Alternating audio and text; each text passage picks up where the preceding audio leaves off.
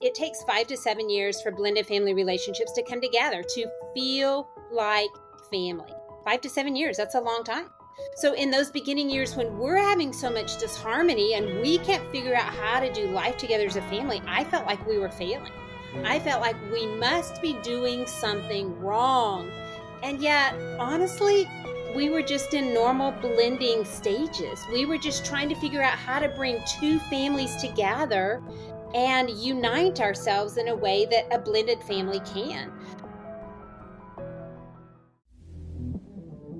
Kill Complacency, a podcast that inspires growth and intentionality and helps you overcome your greatest obstacles. So my guest today is Gayla Grace, and I actually met her on the cruise. We were having lunch or something, and we got to talking about running, I think. And I think, did Randy have a running shirt on? Yes, he did. Yes. Yeah. And Anyway. Right. Yeah, so we got talking about that, but then I found out that Gayla was a speaker, and she talks about blended families and all that. So I wanted to get her on this podcast because I feel like her message is so relevant to people that are struggling with blended families and working things out and just the heart of that. So Gayla, could you kind of share your background, your story on how you came to have this ministry that you have and how that all came about? Sure. Thank you, Marty. Thanks for having me on here. And yes, it was fun to meet you and your wife on the cruise. My story, if I just start at the blended family part, actually, I walked into blended family after being divorced. I had married a man, was with him for 11 years. We had 2 daughters together. He was a medical doctor who went down the road of addiction and lost his medical license. It was lots of harsh consequences back there. And, then it was a single parent and then married Randy. So Randy had also been divorced. He had 2 kids. So I had 2 kids. My girls were 3 and 5 when we married. Randy's were 5 and 10. And then we had a child together 6 years later. So his, hers, and ours is what it's kind of called in the blended family world. And Randy and I both had custody of our kids. And so that means that we went from 2 kids to 4 overnight, trying to figure out how do we navigate this. I was not familiar with step-family life at all. I was raised in a traditional home. My parents were married 65 years before my mom died. And divorce and remarriage, it was just all very foreign in my family. And that is a real disadvantage. I see people who have grown up in blended families and they seem to at least have a little more understanding of some of the harsh dynamics that are going to take place. I didn't. And so walking into this blended family and trying to understand, probably our biggest barrier in the beginning was Randy and I trying to figure out how to parent together, because in a traditional family, you have your kids together at the same time and you grow up parenting together. When you marry for the second time, even if it's just one of you who's been married before, but there's kids coming in, then one of you has been doing some parenting already and you've established your own methods of parenting, but now you got to figure out how to parent together. And a lot of times it's different. It was very different for me and Randy. We didn't parent the same. Our kids were different ages. He had a 10-year-old daughter that was 5 years ahead of me, and she was on the cusp of moving into adolescence. I didn't know how to do that with girls. And the stepmom, stepdaughter relationship is one of the hardest relationships in blended families because of the loyalty that stepdaughter has to her biological mom. I didn't know that. I didn't know why was there so much tension in this relationship. And what I know now is it takes 5 to 7 years for blended family relationships to come together, to feel like family. 5 to 7 years, that's a long time. So in those beginning years when we're having so much disharmony and we can't figure out how to do life together as a family, I felt like we were failing. I felt like we must be doing something wrong. And yet, honestly, we were just in normal blending stages. We were just trying to figure out how to bring two families together and unite ourselves in a way that a blended family can. And it was only after I began to explore some resources, and Randy and I attended a blended family group in a church down the road from us, that we began to get around other blended couples and see how do you make this work? What does it really mean to be a blended family? What are some tools that you can help us understand our family? And that was instrumental to Mm, us. It was about an 8-week course, and then met on a Sunday night. We had to drive 30 minutes every night, take our kids, put them in childcare. I mean, it was an investment, hmm but it was an investment in our family that has paid off dividends. And as a result of that, I kind of started to get on this track of understanding more about blended families. And that just united some hope in me that we're not necessarily doing anything wrong. We're just in the early stages of blending. We're trying to integrate relationships that don't always like each other all the time. These are not blood relationships. Sure. And we just had to be more patient as we built relationships. Randy and I needed to be patient with each other. We needed to offer grace more with those in our home who they've gone through their own hard circumstances. I was often too concerned with how hard my stepmom role was instead of really considering these kids have walked through hard too. Mm, And they don't like going back and forth to their mom and stepdad's house. And so now they've got all this change. And a year after Randy and I married, we moved into town. We were living a little outside, and there was just way too much in and out when you got 4 kids. And so sure. then the kids had to change schools, and we changed churches, and we changed homes. And it's not unusual for blended families for kids to go through a lot of change. Somebody has to move. You're going to move into a house together. Sure. And so then there was just more adjustment. But eventually we started to find some rhythm. And Randy and I began to, we just learned how to parent together, even if it was differently. We learned to capitalize on each other's strengths Mm, and listen to the other parent who's a step parent, because there's some real objectivity in a parent who is not as emotionally invested. You can see things differently because you aren't just entangled in an emotional relationship. And so for us, my husband saw some things with my daughter who he said, this behavior doesn't seem normal to me. mm, And come to find out, we ended up getting her in counselor, and she was diagnosed with an anxiety disorder. Could mm, have been as a result of all the change she went through in her young life. But her dad, her biological dad, has also struggled with anxiety. mm, And it really helped us to understand this is what's at the root of her issue and why she acts out. It's not because she's being a bad child. She's sure. just acting out of her own anxiety. And that was helpful. And just over time, I think we did begin to develop relationships. I had more empathy towards my stepchildren Mm, and began to recognize the road that they've walked also, and really began to develop a relationship with them. And so once that happens and you can step more into the discipline role, but still as a step parent, you always want to be careful with that. And you really want the biological parent, especially in the beginning, to be the primary sure. disciplinarian. But we just began to get a rhythm and fell into some good habits. But then sadly, we had been married 9 years, and my stepchildren's mom, their biological mom, was diagnosed with cancer. Oh, And she died a year later. Colon cancer, treatments didn't work, and tragic. It happened so fast. Well, so is your oldest is 20 now, right? my our Your oldest step, Randy's no, oldest. my oldest stepdaughter is now, she turns 40 this month. No, I mean when her Oh, mother yes. died. She was 19 when her mom Okay. died. She was 19, and Peyton, my stepson, was 14. So two teenagers. I hmm mean, really vulnerable ages at this point to lose their mom. And as a result of that, we saw some behavior that was just Sure. acting out. And again, Randy and I, gosh, you don't have a rule book on how to handle this stuff. And then our my stepdaughter had been living in Dallas with her mom. She had actually was about to, in fact, I think she had just started college and really wanted to stay there. And we understood that she had her relationships, her friends all, and so she did stay there.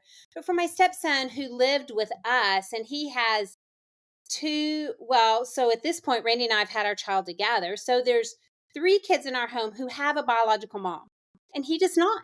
Mm, And I think I didn't even realize at the time how that must have played out for him, that he now felt like the outsider in our home, even though oh, his dad was still there, but he didn't have a mom. He wasn't going back and forth anymore. And that was a really hard season again for Randy and I, and an expected season that we just didn't we just didn't necessarily have the tools to completely navigate that. And somehow through a lot of prayer and um leaning on our own knowledge of what we'd learned about step family life at that point and our sensitivity to the kids and where they were at, Hmm. we eventually, we made it through that season. And then relationships over time, we did take steps backwards in our relationships, because how do you love a stepmom when your biological mom is no longer here?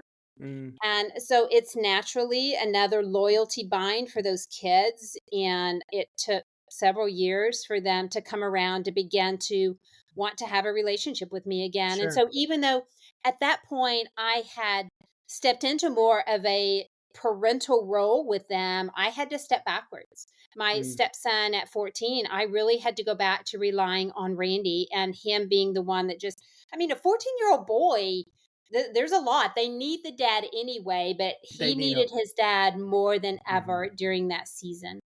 And we just learned that that was what needed to happen. And Randy tried to be as available as possible. But it was a really hard season. And then eventually that kind of things smoothed out. And now Randy and I will have been married 30 years in October. And it's amazing to just think back on the way our family has progressed. We're getting all four of the five kids are now married. Hmm. We have two grandbabies. We are getting all the kids together. It'll be in September for a beach trip and their spouses. And I mean, we'll have the whole gang together, which is really hard to do because Yeah. our kids are all over. In fact, we've got some that are missionaries in a foreign country. And getting everybody together is a Hmm. big deal.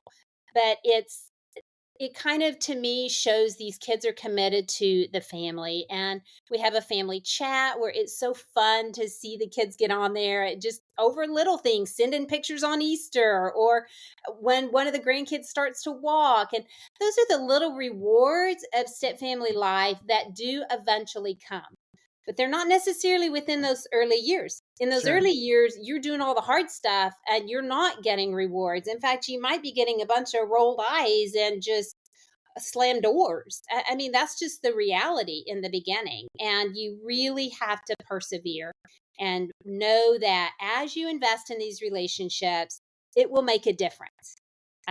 But it's not always easy. Gayla, talk to me about your marriage in those early years.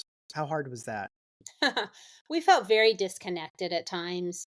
We didn't Randy and I both got pulled towards our biological kids, which is very Hmm. natural. You feel caught between your biological child and your spouse because you've had a longer period of time with your biological kids than your spouse. Hmm. So, and you've already been through a failed marriage. And it's easy then to think, well, if this marriage doesn't make it, I will always have my kids. Mm, And I'm going to err on the side of my kids in the beginning, mm, is what really happened. And that's one of the things that we try to teach blended family couples is invest in your marriage, nurture your marriage. It's the foundation of your home, even as a blended family. Even those sure. kids predated your marriage is still the foundation. It has to be. And I think we could have done a better job, honestly, at nurturing our marriage. We were trying so hard to find peace among the kids and figure out Sure. how to make that happen. Over the years, I have been coached by countless mentors, and now I want to offer that to you as well. How? By Marty Hofmann's Life Coaching. This will be a 6-week program in which I will guarantee you will develop a more growth mindset. We will set goals and learn about the importance of the processes and habits behind those goals. I will also help you see your story differently as things happening for you, not to you. We will also be discussing your future self and give you clarity on who that is and what it looks like. For more information, please follow the link below or hop on martyhoffman.com and follow the coaching link. What is one practical thing you and Randy did in those early years to stay married? if I could put it so, I mean, maybe that wasn't. No, we started counseling. Yeah. Seriously, we did. We just did not know how to parent each other's kids, and we didn't know how to get on the same page as parents. And we knew that if we could not figure that out, we Mm, weren't going to make it. Our kids were young when we married. A lot of people marry and their kids might be teenagers, which is a hard time to marry for blended families, but at sure. least they can be thinking these kids are going to be out of the house in a couple of years and we can make this work. No, we had a long time of trying to parent together, and it was important that we get on the same page. Between that counseling and that blended family group that we joined, Hmm.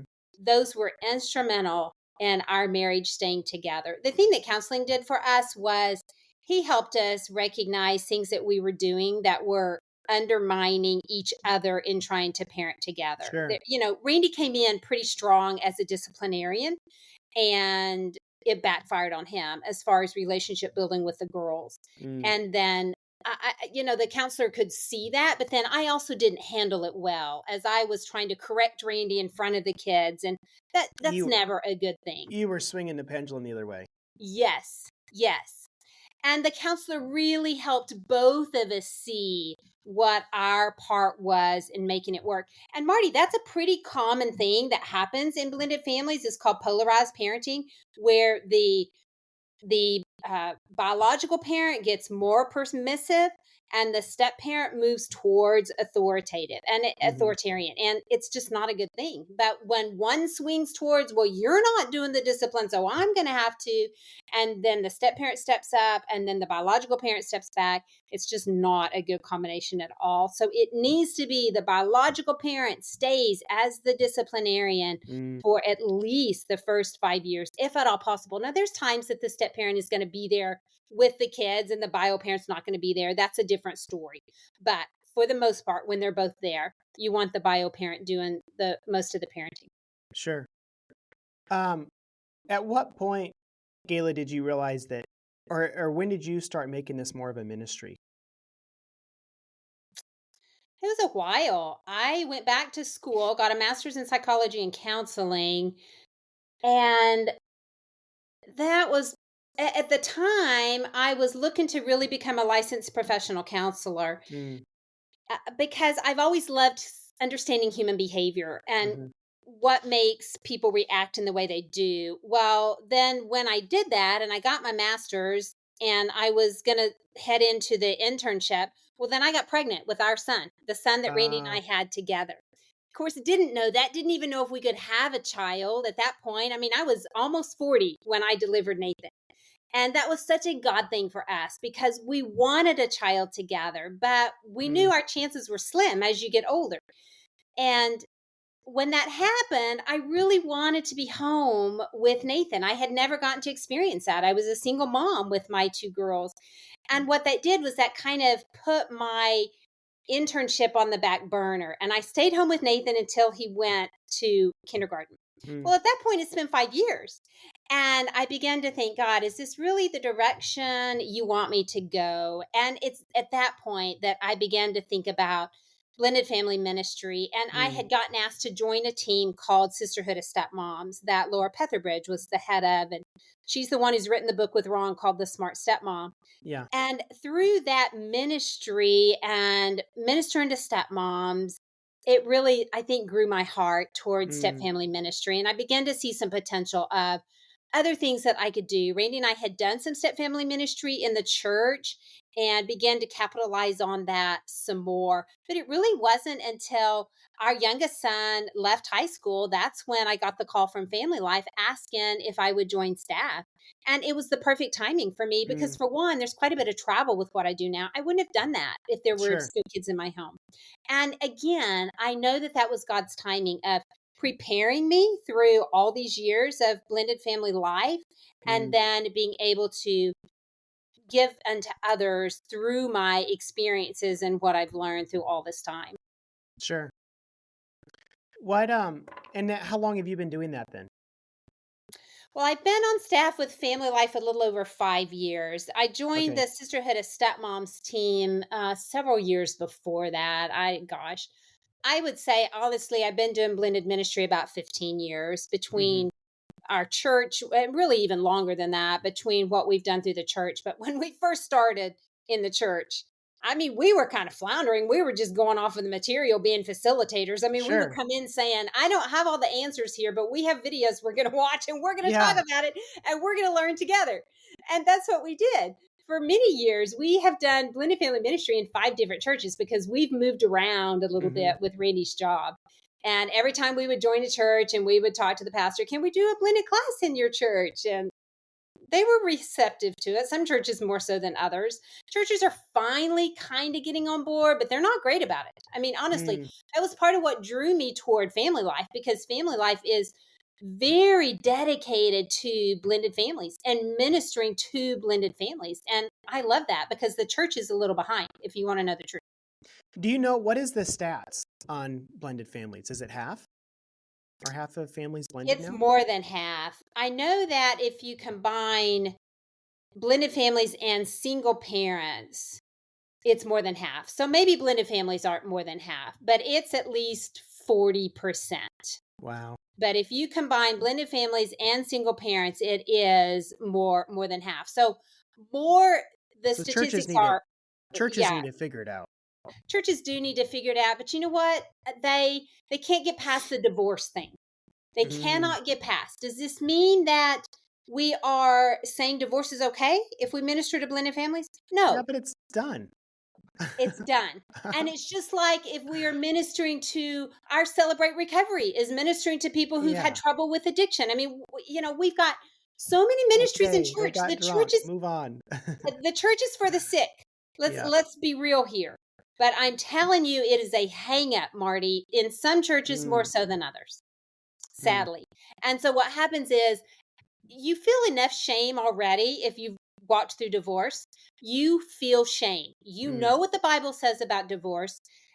And when churches then disregard any kind of ministry toward you and they never say Wow. the step word from the pulpit, they never recognize anything but traditional families, that just feeds into your shame. Wow. And it's really hurtful. In my opinion, I think it keeps some blended families out of church, or it keeps them hidden.